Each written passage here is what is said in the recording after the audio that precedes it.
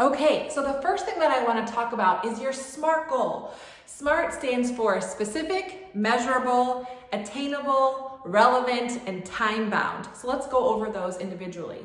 First, you want to make sure when you're coming up with goals, and goals can be helpful in that they keep you accountable and they can also inspire you. So I want you to think big with your goals, but I will also want you to think small. So when you're thinking about your goal, first get kind of this big picture, what you want to be doing, how you want to feel, how you want to look. Just get it all out there, okay? Go crazy, go big, right? This is going to inspire you. Next, when you're breaking down, say in a 3-month time period, you want to get more specific. So that's where this short-term goal comes into play, and we're going to use SMART. So you want it to be specific, meaning you're not focusing on a million different things, but you're focusing on a few things, maybe even one thing.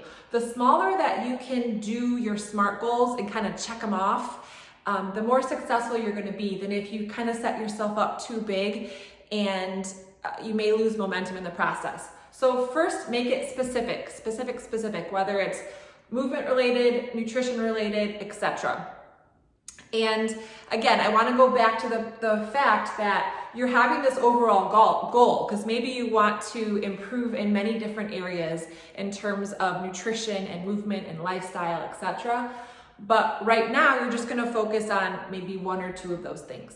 So specific, M is measurable. So if you're looking at your waist circumference, for example, that would be something that you could measure, or your weight, or your body fat, or how fast you run a sprint, or something like that.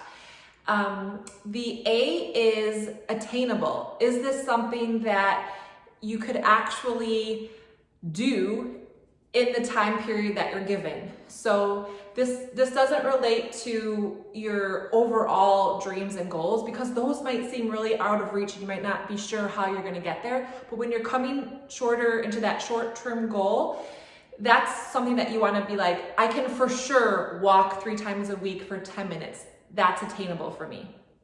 So R stands for relevant. It has to be exciting to you. It has to make you just be like, yes, I can do this. This is important to me. I want this, whether it's strength training or eating healthy or whatever it is for you. It has to spark some type of interest in what you're doing. It has to be relevant. And then finally, T stands for time bound. And that means you have to have an end date on this. So we're doing 3-4 month program. You can do shorter or longer, but you want to have an end point where you're saying, by this time period, I will have done this, this, and this.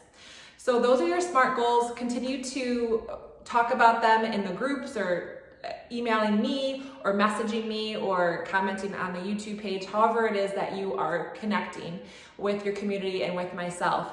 But continue to work on those SMART goals because they're really going to serve you in many different areas of your life if you can kind of figure that out and play with it now.